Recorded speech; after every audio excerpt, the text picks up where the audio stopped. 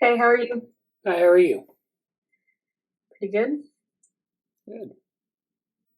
There. All right, I couldn't really get this set up here. But howdy.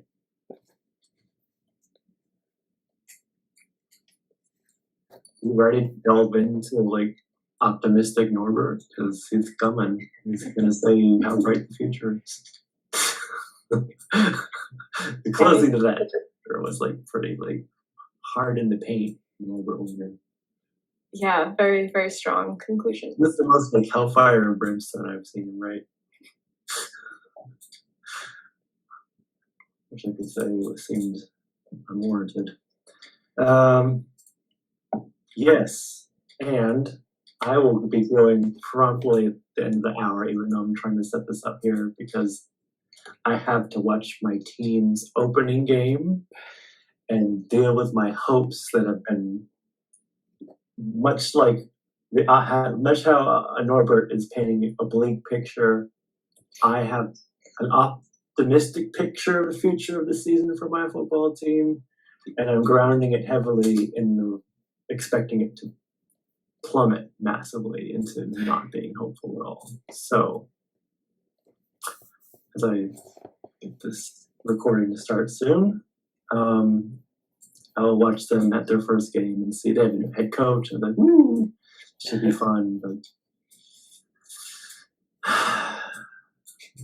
I'm quite holding my breath, just like Norbert is about the future of humanity. So, oops.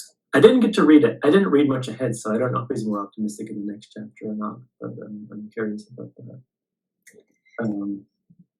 Oh, sorry. Okay, here we go. Just get this. Is it going to let me do it?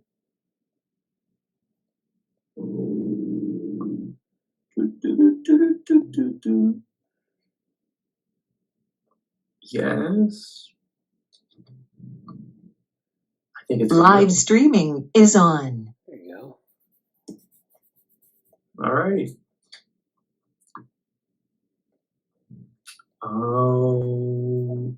I shared on this one here. Here we go. Yes. Boom, boom, boom. There we go. Hello, everyone. How's everyone this week? I'm gonna give my football time in Boston update. How are you all? Doing pretty well. Yeah. Yeah, I'm good. Did you guys meet yesterday? No, we didn't. I just was gonna do work on stuff, and I kind of did, and I kind of didn't. So it's okay. Get this set up here. So I know last time. Thank you. I think you set all this up, Amanda. So I appreciate that. We got to like page 114. Sorry. Yeah, we just started chapter 7. Yeah. Okay. This chapter 7 is kind of interesting. It feels. I'm really curious how this chapter is different from the other one because I know Norbert kind of like he speaks pretty plainly, but it also I'm curious how much he originally wanted to say about something. Obviously, he says, he doesn't like how things are looking, but I'm curious about that. Anything we want to say in the welcoming parts, like from last time or the future, or is this still a good time to meet? I know you might want to change the time for the other meeting, maybe after this book, if you want to shift it to Thursdays or how we're feeling about all that stuff. Yeah, this still works for me. There's no rush with that. Okay. Cool. We're getting there. My only update is I found I think I put it here actually. Just for people for later. It'll be interesting. I'm going to have an interesting discussion to have about the expert writing discussion, also Overton Window and Zeitgeist, also Foucault. I'm curious about your takes on that person, if you're familiar with him, Amanda, and something I'm doing with frontier mapping and kind of this bit about Norbert and Shakespeare and sort of that will be kind of an interesting discussion. That's sort of a preview for me about that. I've gotten someone recommended some different books to me. One about that philosopher. I did find a great book called When Maps Become the World, which is about this guy who's experienced as a cartographer, but also like is interested in the philosophy of science. And it feels super relevant. Like I kind of want to talk to him and say, hey, he wrote like 2020, I think. I want to reach out to him and talk to him about, like, I don't think, it's kind of one of those things where I don't, like, he's not going to want to take frontier map away from me kind of thing, but more like, yeah, I'm actually interested in maps and the concepts he's talking about, maps and how they apply to like philosophy and science and the development of trajectories. But I happened to find this book by Rasmus Grönfeldt-Winther, When Maps Become the World, in the public library here. And I think it'll be quite relevant to frontier map and to kind of some of the things that I'm mentioning down here too. So that was exciting find this weekend. And I've also looked a bit at like Karl Popper and his stuff. And I found the Thomas Kuhn's actual text on scientific revolutions. And I feel like I'm understanding those things slowly. And they'll help a lot with the methods project in general too. We didn't really meet this week. I don't want to talk about it that much, but maybe Saturday I'll go into it a bit more if I'm not over my team's probable loss later tonight. By then, I might talk a bit more then about, I think a very fair question, and I don't know if it was explicitly stated in the What Happened to Cognitive Science paper by Nunez that we talked about. Is cognitive science ever out of that first like proto-scientific phase or not? You could have a lot of arguments about yes or no, but I think it's a fun lens to think about. Are there actually accepted paradigms enough in quote unquote the cognitive sciences or science project that there could be normal science and then revolutions and changing paradigms and resetting and the whole cycle? Like, did it ever get to that phase, and why or why not? I think that's a very fair critique and lens to use for it, and kind of as a backdrop to the methods project in general along those lines. And there's also other lenses I want to use too about these things, but like I feel like I need to know who Karl Popper is. I need to know what Kuhn is saying about that, and that will frame some of the specifics, the big backdrop, and then some of the specifics we're trying to push forward with the methods project itself. I think that's a really nice, convenient way to encapsulate stuff with terminology other people have made. So kind of ground us a bit more that way. So I guess I'll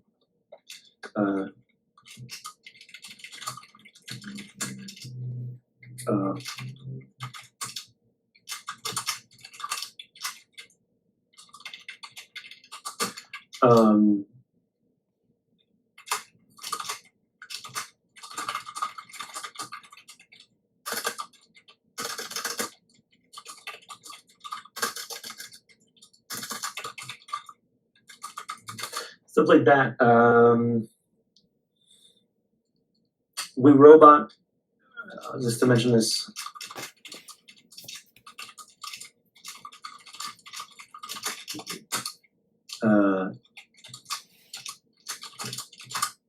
I will be kind of focusing a little bit more on their frontier map stuff as that picks up ahead of time for me. So I might prioritize the We Robot and frontier map stuff a little bit ahead of the ISPSM work, but I am working on that too. They're related, but they're different events. A bunch of like grad schools supposedly starting up soon for me. I'm waiting on the specific confirmation, which is a little bit annoying. And that's it. That's probably plenty enough. We can dive into this chapter. That's 10 minutes away already. I know last time we were making our way through this. I think this is a useful way to frame the entire chapter because I forget where this is. I think it's like one of the first few pages of this book. But this bit about the fate of information in the and typically the American world is bought and sold. And I guess if you read the whole chapter, he concludes by saying this is, you know, an inevitable spiral into basically being mercenaries and whoever has the biggest bidder. A conscience bought once is a conscience bought twice. And these sort of kind of moral reprimands and warnings and admonishments about this stuff. And I think I'm curious if I don't think he really has a solution. Like he kind of just says, hey, we better not do this. And like the closing line is something as like extreme as like, you know, make sure you like put some people to death first or something like it was like before you go off doing this stuff. It felt like a really highbrow. I watched Jurassic Park recently again with someone who haven't seen it yet, and it felt like look and also as a side note, which I'll actually put here.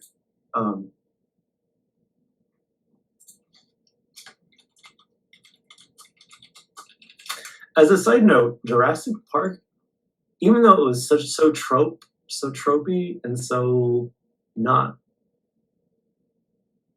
the conversations were all like 2 or 3 sentences long. They weren't these deep monologues about anything. They're actually really good talking points for everything, like all of Iron Malcolm stuff and Nature Find a Way, and yeah, everybody says you could, but you know whether you could or whether or not you should stuff. But I find this chapter basically a version of a highbrow, techie version of Jurassic Park, as a you know scary warning about things. Where were we here? Sorry. But last time we had bought and sold, and he's not saying if it's good or bad, but he's trying to point out the sort of inevitable nature of what happens as it's going down this path. And we talked about memes, speed of the internet, spreading without context, bits extracted, tension between the most portable and the most memeable and the most nuanced. And he goes into that. That's kind of this bit that I got here too. Like this part goes into that a bit more, which is interesting.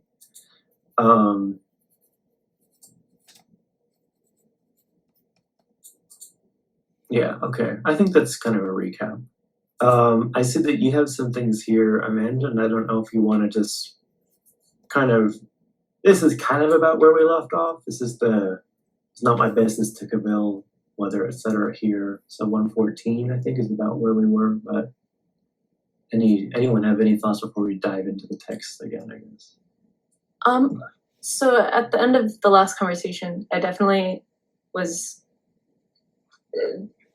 some stuff was unclear about like why he was talking about patents. Mm-hmm. And then when we moved on to talking about like how it's difficult to commodify information, information is not like a substance. Like that all made sense, but I still don't fully see the connection between patents and that point. So he says that like invention used to look like this, but now it looks like this. Jesse, I think you used the phrase like big invention or something to describe like the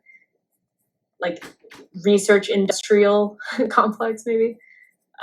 So like he describes this change, and then he moves on to talk about information and why information is difficult to commodify. But I was wondering, I couldn't quite figure out what the difference between the present process of invention that's led by companies generally trying to make a profit. What's the difference between that and then the like patent process he describes as being like driven by by the workers that are using the tools. Is it supposed to be a difference in terms of information? I wasn't sure. I don't know how much that matters, but that was my remaining question about patent law. Yeah, I remember this coming up a little bit last time as well. My take on it basically is I don't think I'm gonna have a very satisfying answer beyond what we've already said. But my take on it is, now that I read the whole chapter, my sense of it is that Norbert's trying to kind of convey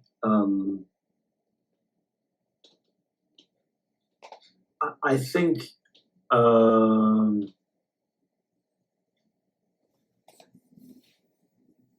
I mean, maybe I can reference this line and maybe this thing here where I think he's trying to show the disparity of how, like, just I do it's tough because I think Norbert is on one hand absolutely trying to do what he's saying here, and I'm pointing on the left. I think he is trying to do this, and by that I think he is trying to not take a moral attitude about this and trying to explain the mechanism.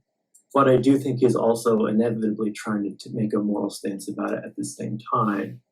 And I think what he's saying and why he's using that example is that in the early days, the buying and the selling of information as a concept wouldn't have the same impact as because science was ahead of the workmen in that, meaning things would only be implemented to a certain degree by one person or one craftsman.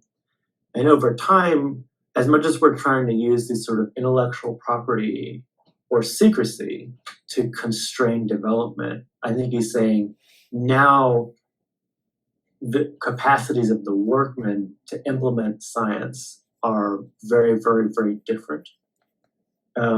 Maybe even like the mechanical competence at hand now in the militarized industrial complex, or the big research, big invention, big whatever, big pharma, etc. Now that the implementation scope is so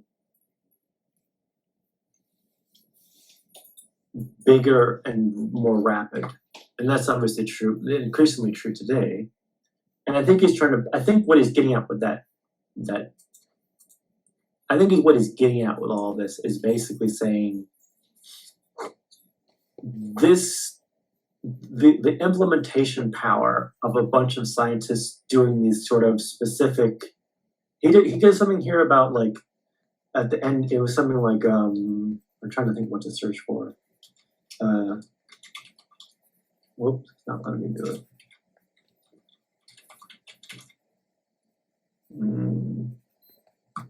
No, that was a bad choice. Sorry.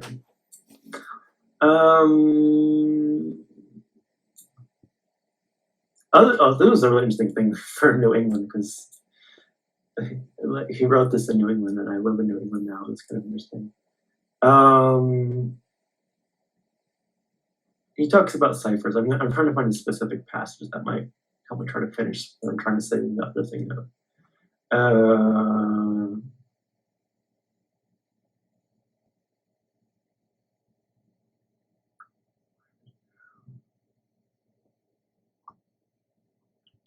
There's something about big invention or big research or big, industrialized research, and there's a juxtaposition that's kind of unclearly made, in my opinion. Of he's saying when modern invention happened, certain things are set because the mechanical craftsman was sort of the limiter on the situation, or that person could only output so much of something regardless of where the science was about it. And I think he's saying now we have these industrialized, like CAFO, big farms, of people generating stuff, but there's a certain inability to keep a secret, even if there's an immense pressure to do so, like the property and secrecy stuff. But I'm trying to find the specific thing. Summary says something along the lines of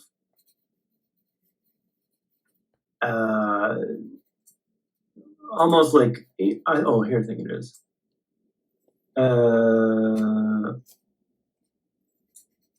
There's a great fertilizing and revivifying value in the contact of two scientists with each other. This can only come when at least one of the human beings representing the science has penetrated far enough across the frontier map to be able to absorb the ideas of his neighbor into an or any, I don't recall what that actually says, effective plan of thinking. The natural vehicle for this type of organization is a plan in which the orbit of each scientist is assigned by the scope of interest rather than a predetermined beat. So there's something he's saying about the lone mechanical person who can pull things out, the way it's developed over time with these industrializations of it, and the kind of limited scope scientists are put in, like the silos, and saying, yes, it'd be great to have this stuff that's intermingled and cross-fertilizing. But he kind of says something here, like I'm really curious how this has changed from the first version, because it feels like he's dancing around some stuff here, right? Like at present they represent the result of efforts of a few disinterested men and not by those planned frame, which are being forced by those who imagine they know what's good for us. Like, what does that mean? Is he saying the military industrial complex has taken over scientific research and the security department and McCarthyism and who's the communist or not is distorting so much that we're in this demand for secrecy, and since like these harsh words about sick civilization to learn the progress of its own disease,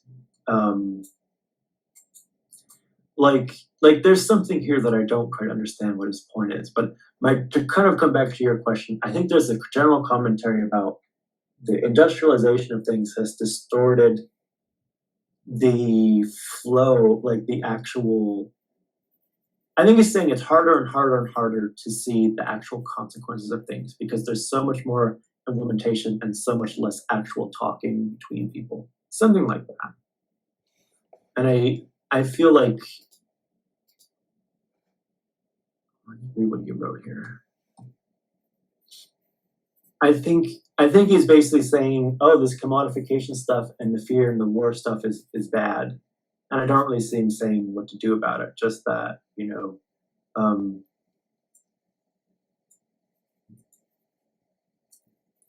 I think we talked before about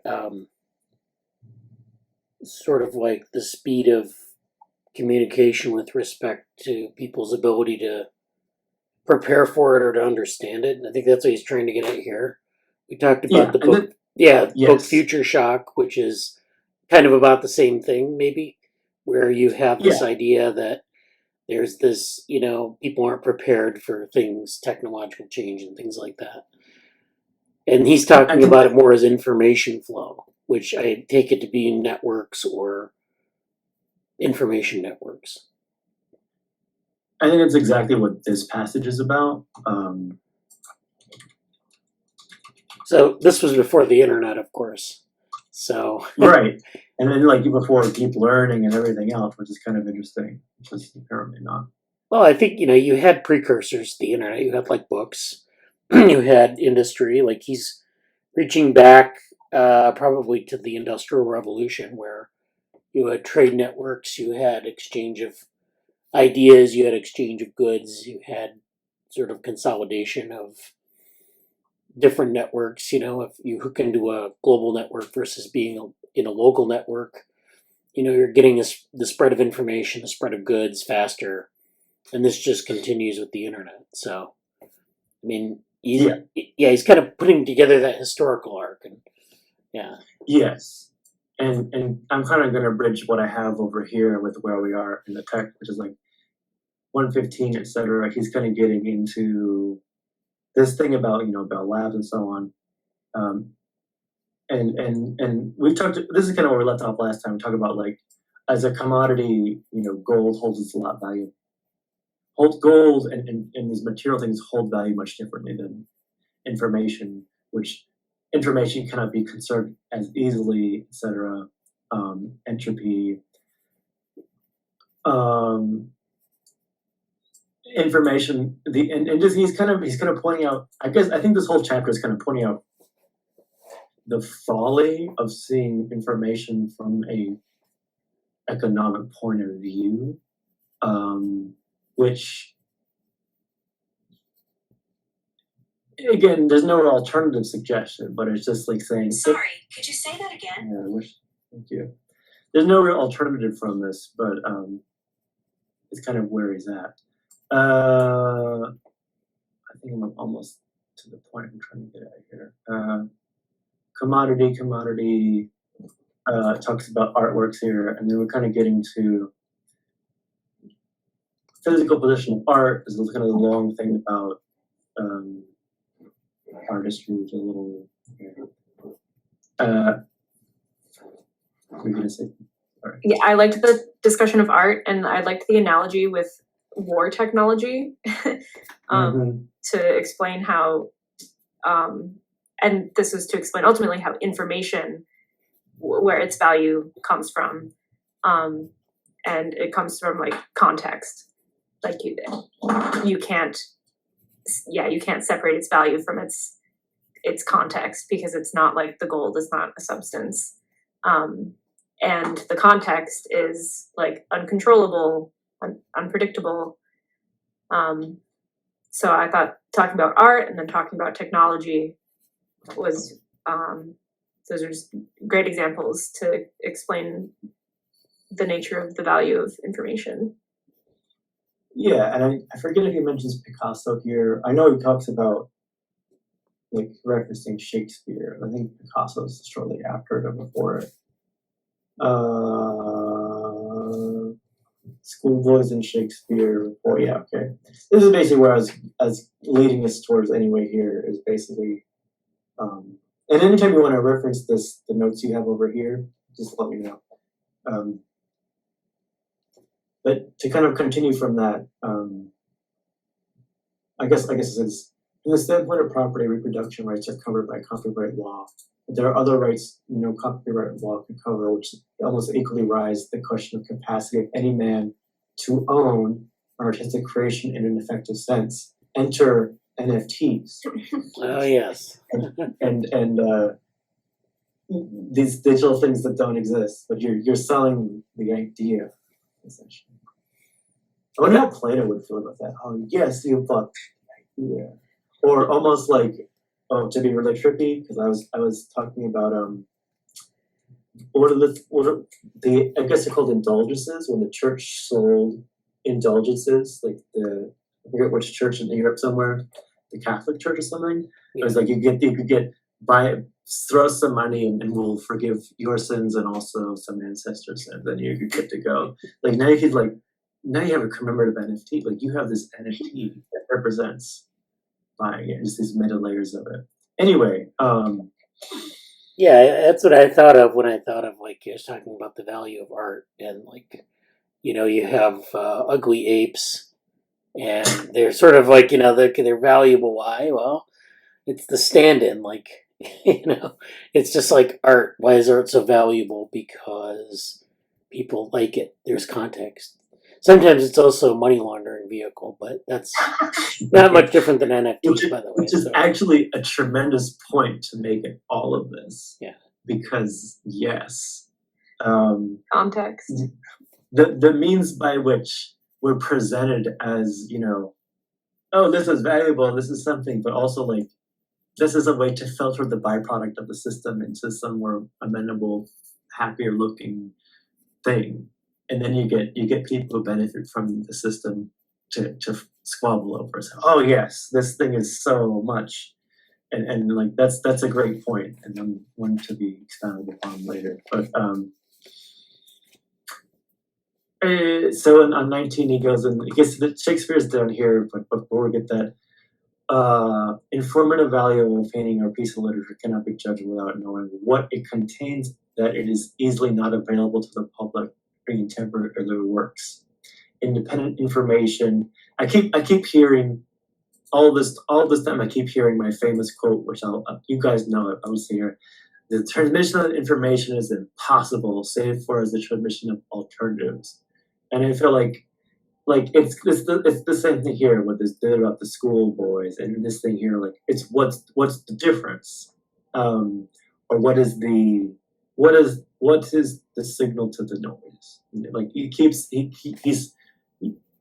I think the interesting thing about this book is like he's putting a lot of his context. Like, these are cybernetical questions and information transmission and signal processing questions that come up in these other aspects of society. So I think it's an interesting book.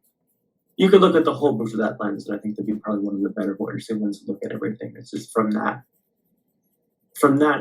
like applied sense of I don't know, theory or ideas, as opposed to some of the content. But I think it's interesting. I think there's a lot of his zeal is about trying to communicate that lens as being useful, and then like underappreciated or overlooked or unintelligible lens in some ways. This should be more thoughtful. There's only independent information, which is even approximately additive.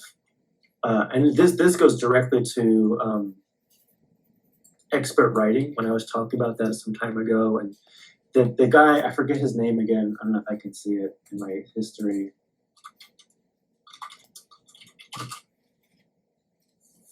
I don't think it's going to come up. No way. The dude was talking about expert writing. His point is exactly this. It's saying, when you're writing deep in a field of study and you're an expert and you're communicating to an audience, what makes your writing good, or I would say valuable, which is a little honestly perturbing for me to say in the context. Like, it is spoken directly in the context of American thought and soul. It is speaking to the economic context. So I would say valuable in that sense. But to step away from that and just talk about what he was saying about expert writing, it's about how clearly you are making your point that the reader should change their mind about something, which is directly related to, it's only this information that can be additive when you are doing it forward. And expert writers may be talking how to have success within that system, but at least it's sort of affirming or corroborating that notion. Derivative information is second rate, and you could say, well, hello, the chat GTP, junk stuff is coming out. So maybe he goes back to copywriting here. I forget that. There is no form of copyright law that prevents a movie's success from being followed by a stream of inferior picture exploiting the second and third layers of the public interest in the same emotional situation. Neither is there a way of copyrighting a new mathematical idea or new theories such as that in natural selection or anything except the identical reproduction of the same idea in the same words. Yeah, that was interesting. I thought it was interesting also his description of like the secondary and tertiary forms of art, because I think that's what like 90% of art right now is. So that was a funny description. Well, and not to be, I feel like this is a really convenient, nitpicky, like useless gadfly thing to say, but I'm going to say it in the sense that works for art, and also particularly within, yes, the cognitive science arena. Like, where is the robust ideas and integration? Like, where is it? It's not there. And I would say the conviction I have is less about if it can happen, and more after studying this, the things that kind of would comprise the methods and the means to do it, which we're still young at and naive at, I would say what I can say with conviction is it's not there. Like it just isn't. I said to someone literally earlier today, and I have a few minutes to say this, so I'll just say it before we go on all this stuff, is I wish someone told me when I was in high school or when I was starting out my learning journey in the way that I have gone down, is that there are certain people of study that are developed in a certain way, and we talk about them with this level of confidence or this level of, okay, we're here. But in reality, there's just stuff that doesn't exist. And it's sort of like an unknown, or I don't know if it's unknown or known unknown. But I think the reality is it's moving from an unknown to me to a known unknown. Like we don't know that. It's less, oh, could this possibly exist? Which maybe it can't, but it certainly is it doesn't exist right now. And there's sort of a difference of that between knowing that it doesn't exist with some conviction versus feeling like, trying to traverse a bridge that has not yet been built. You're like, well, you can't walk 20 feet in that direction because you're gonna die. You're gonna fall into peril. It's like, well, has the bridge been built yet? No. Okay, well that changes the discussion quite a bit. Like, why can't we do that? Because it's not there. Whether or not, then that's a different question from can the bridge be built there? That's a separate question, a very important separate question. But those discussions about those differences are not very, I feel like they were very not made clear to me for a long time. And I felt like all of the work with the cognition fusion, the frontier map, my own personal quest have been sorting that out. And some of that's just not being, I didn't talk to, Margaret Bowden. Hey, Margaret Bowden, what's going on? Tell me about the history of cognitive science and fill me in. Like, I'm sure if I did that, it would have saved me a lot of time earlier in life. But at the same time, it's like the way people have talked about some things, and also like to kind of go back to the book and the text here, what's really interesting about this point, and the Shakespearean point and the Picasso point, and I've been thinking about the Picasso line ever since he said it, and saying how like Picasso ruined stuff, or Shakespeare. It's almost, and for those who are more familiar with sports, which may not be everybody here, it's kind of like saying Michael Jordan ruined basketball, because everybody the whole planet knows who he is, and if you're not Michael Jordan, then who are you? Or if you're not as successful, or you can't do it that way, it's just this gravity around everything from the last 30 years of the sport is Michael Jordan. And there's great other players. There's LeBron. There's Steph Curry. There's all these people now that are great. But it's like that saying Michael Jordan ruined basketball, I think is exactly the same as Shakespeare. Like, schoolboys do not like Shakespeare because it's just a bunch of things, and there's no rapport. And I think that ties into what he said about the scientists too, and like the communication about it. Or hear about Picasso with a painter like Picasso who runs through many periods and phases, ends up saying all those things which are on top of the tip of the tongue with age to say, and finally sterilizes the originality of his contemporaries and juniors. And I think actually this page, this from top to bottom, is like my favorite part of the whole chapter, because it just provokes all of this stuff to me. And everything I just said, which I'm glad is hopefully being recorded, I think what would be really cool, I feel like the conversation Norbert's trying to have in this chapter about this stuff here, some of the context is a little wonky, and I think Norbert and everyone would commiserate, like, yep, it's 70, 80 years since I've been thinking about this, and some of this stuff hasn't really, we're still dealing with it. But I feel like the conversation Norbert's trying to get at here is,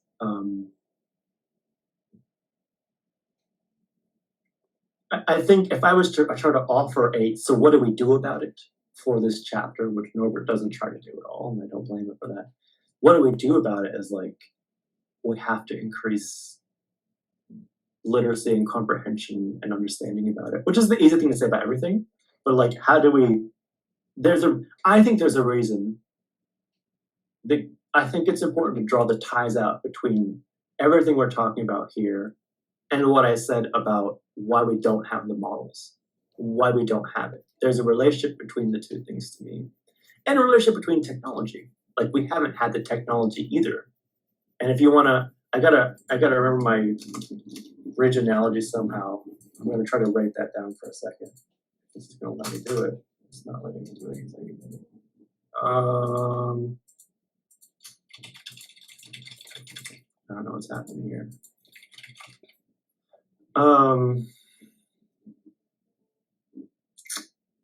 Well, let's do it this way in just a second.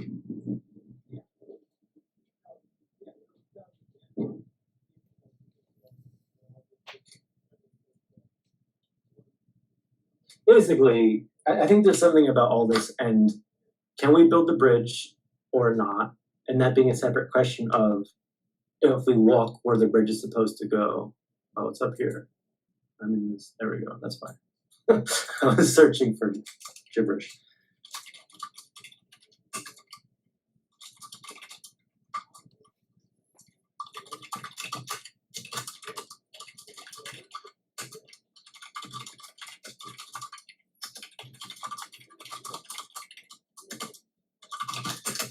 I think there's something about all of this together. So yeah, and I see you're writing some stuff up here. Did you want to comment on that? Yeah. Thank you. Yeah, I also like the bit about Shakespeare and Picasso. So he's saying he's kind of saying that like the value of art is a product of its context. When that art becomes a cliche, it's almost like it blends into the background.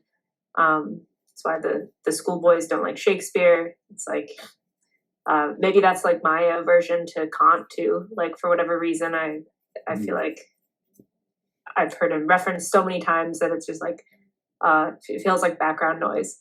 But the way he was discussing this sounds like the way he discussed like signal versus noise. Like, disorder is common while order is rare. So similarly, unvaluable, like cheap art is everywhere, but good art will be rare, and it will make the bad art seem like noise. Yes.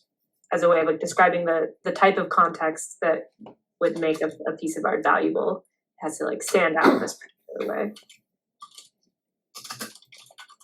So yes, and I'm going to add to that with, some time ago, I keep saying this point, and I need to write what it is when I mean this, because it's hard to carry the context. I said something about modern day Norbert Wiener would say X, Y, Z, and we talked a little bit in those times about the ability to see different embodiments, and kind of how technology affords the different embodiments or different situations. That was one part of it. I think another part of that would be what Norbert, I think, is not. I think what he's saying that he almost can't say in 1950, because it's. I think if he's here right now, he would say kind of what I'm going to say. I'm not trying to take credit for his ideas or say they're mine. I think he would say something like, the rate of change, there's an acceleration to this component. Like, it's not just Shakespeare anymore. It's, or Picasso, or Michael Jordan. It's the rapidity of things. And I think this is actually kind of maybe, I would love to ask, hey Norbert, is this what you meant about the workman stuff?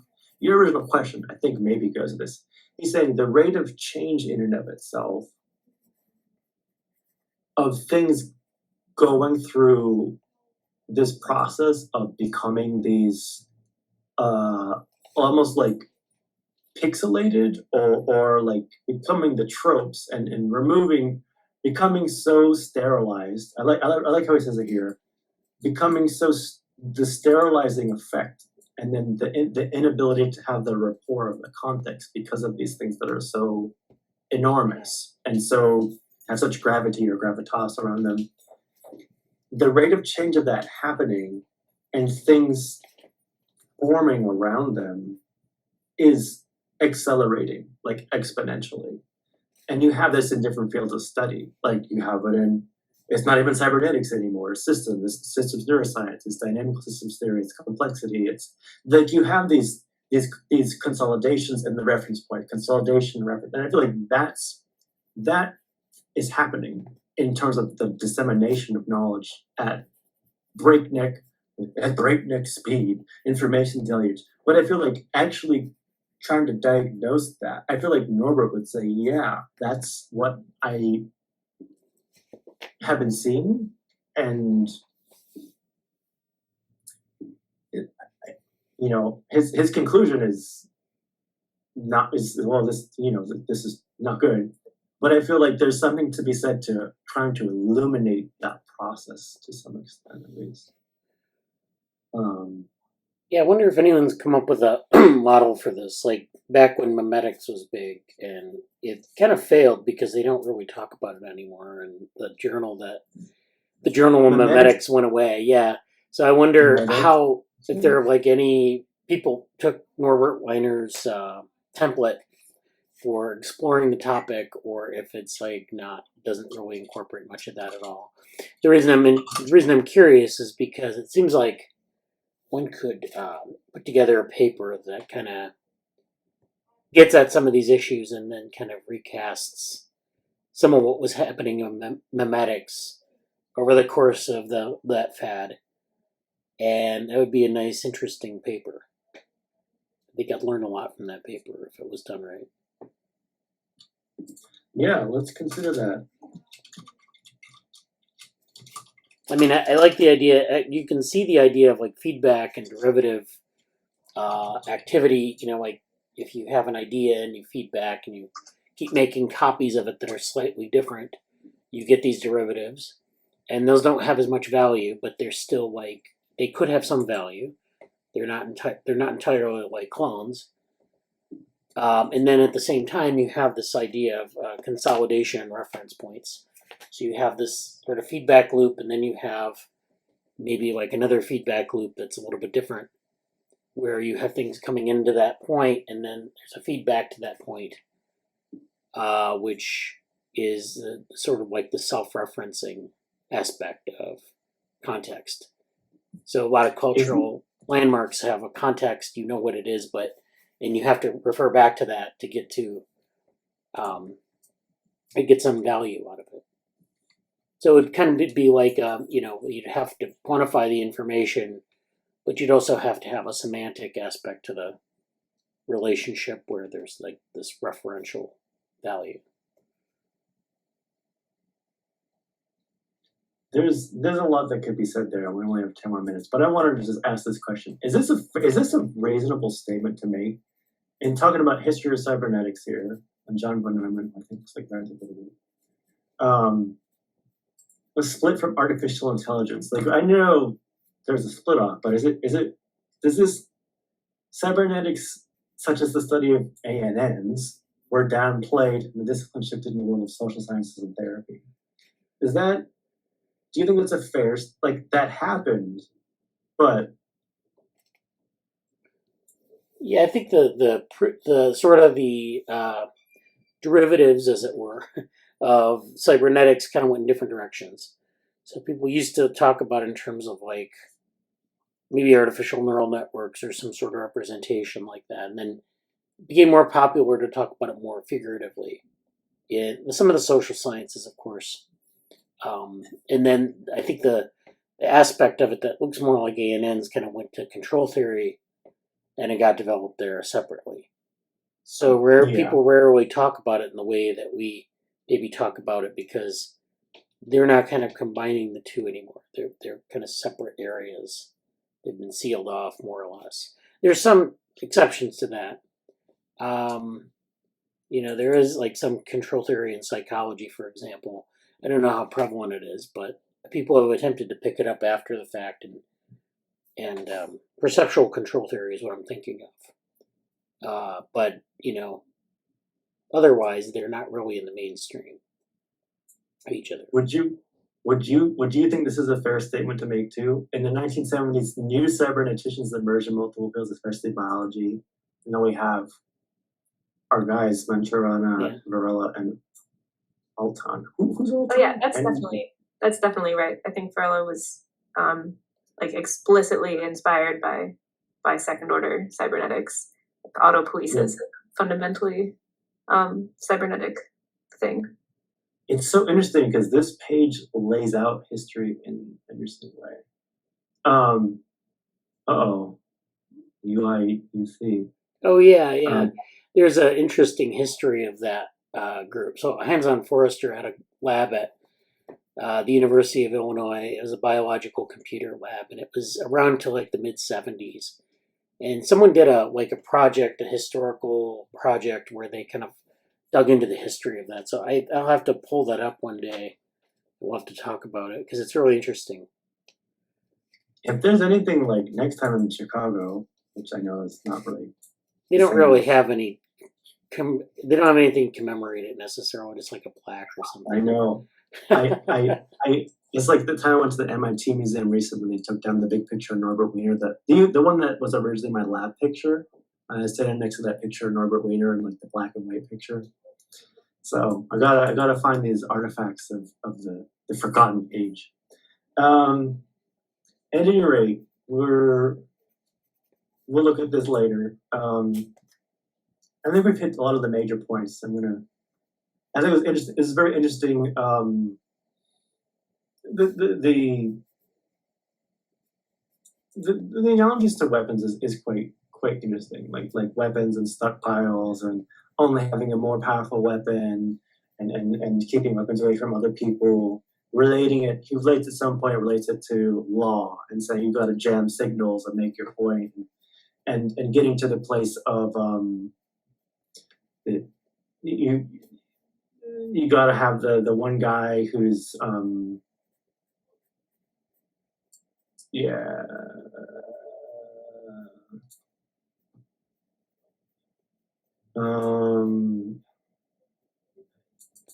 no men, you're not blind. And also the thing where he says somewhere around here, it's like we have two goals. One's to make an indestructible box, and one's like to make this thing that can like, dissolve everything.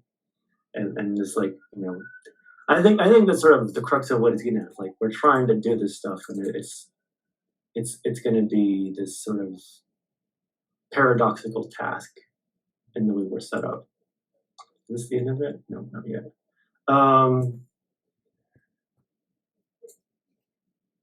He talks about the matter of time and ciphers. Yes. Oh, he had a line that I liked that was,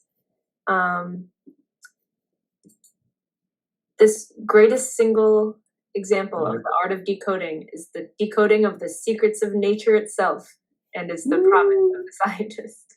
Yeah, that was like some serious swag, and like bringing it back to his like the different devils. Like I like how he tied in his devil talk. Like you could see him kind of like preaching or like getting like waving his hands around, and however Norbert would do that.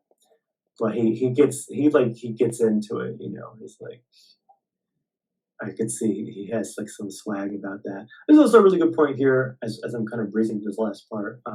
Yes, absolutely, as you said there.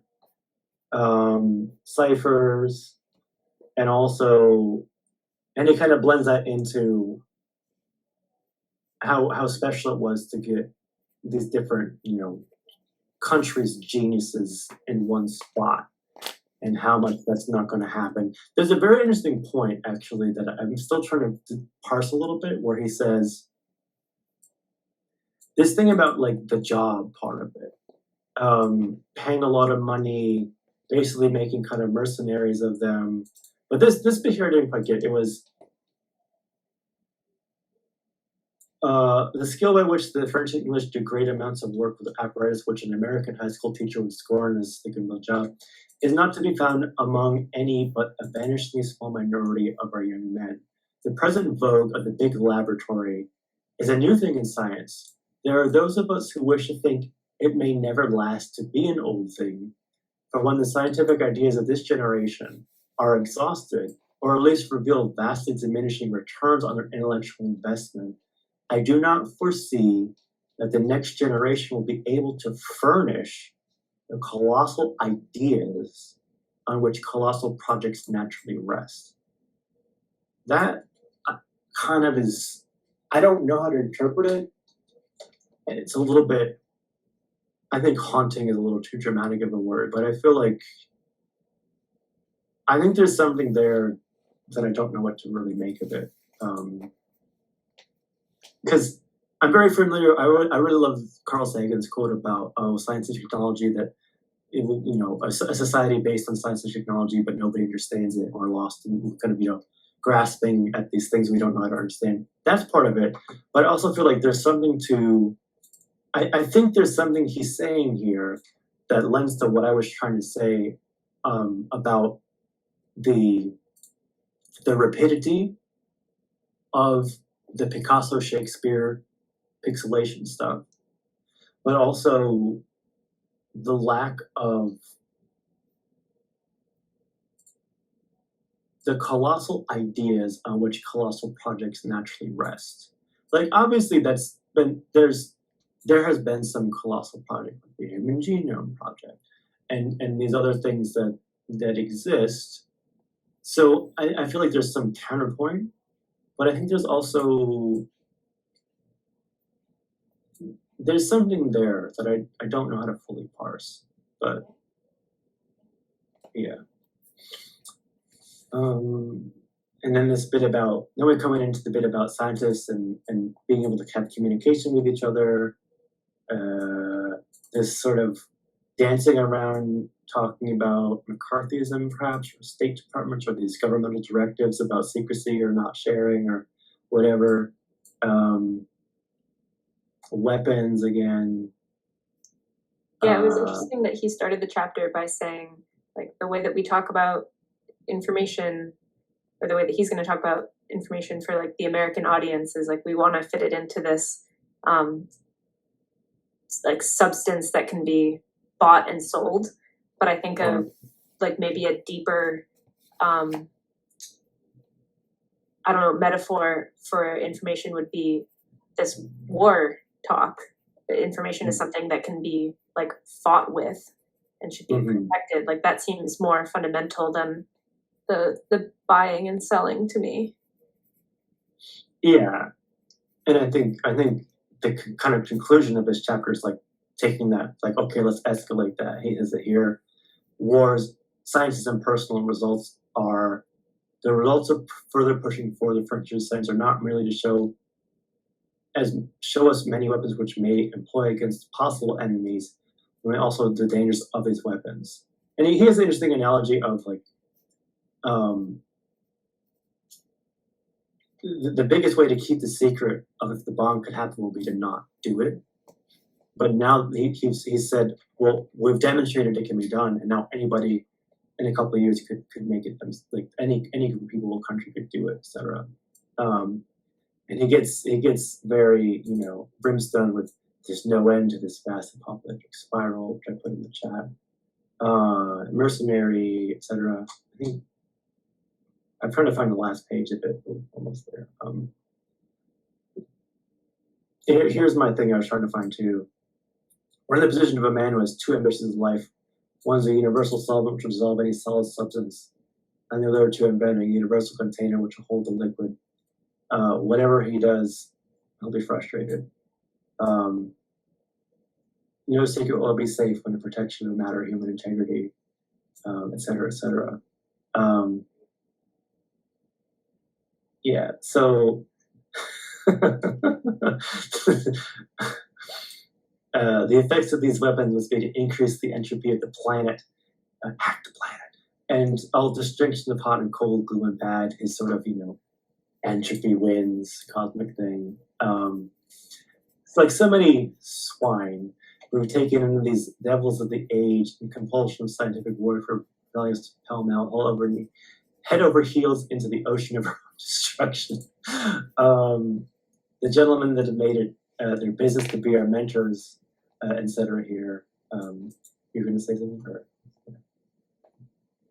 I did like his actual reference to psychology too, and sort of like all of these learnings we're using to kind of further this thing.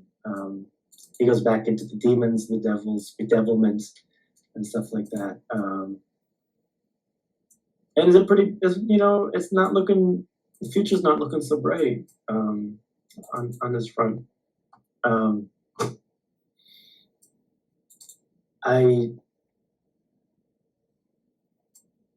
I have sympathy for his sort of concern and saying like, boy, the powers that be got to shift this course because there's no other way around it.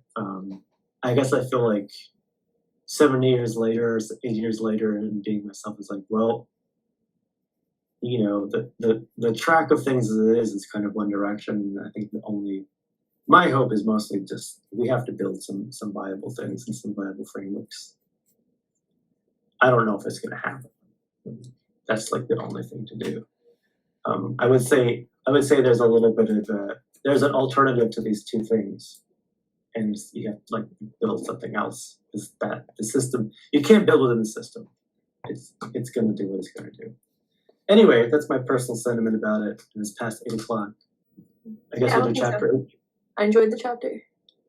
It was good. I appreciate the discussion a lot, and all like it ties into the other stuff.